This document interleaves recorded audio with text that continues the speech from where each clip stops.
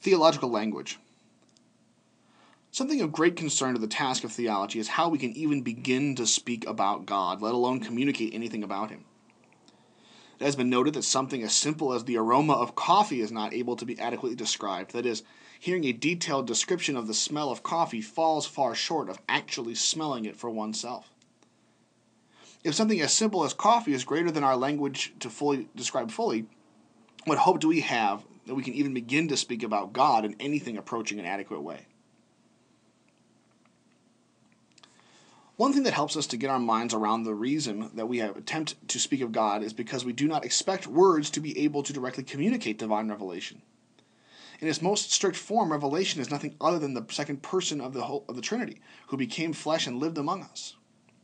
The real location of revelation is in the very person, and specifically the humanity, of Jesus Christ. Words have indeed been used to describe this person and tried to communicate the gospel to later generations in the form of the Bible, but even though we call the Scriptures the Word of God in Revelation, we do not mean it in the same sense as we call Christ the Word of God in Revelation. This similarity of language has tempted people to say that the Bible can be thought of as Jesus in book form. I think it would be far better to think of the Bible as John the Baptist in book form. Many books from many authors, all of whom, in one way or another, are pointing us beyond themselves to the reality of Christ that lies beyond them. Their primary focus is not to be revelation as such, but to direct our attention to revelation in the truest sense, that is, the reality of God as revealed through Christ.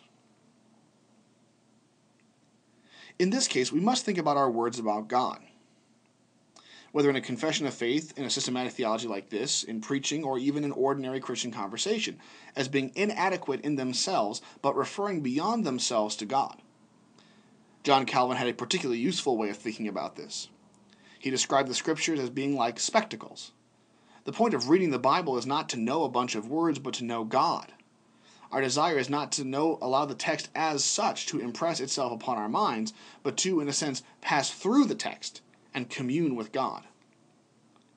There are some other things we must keep in mind when we speak of God.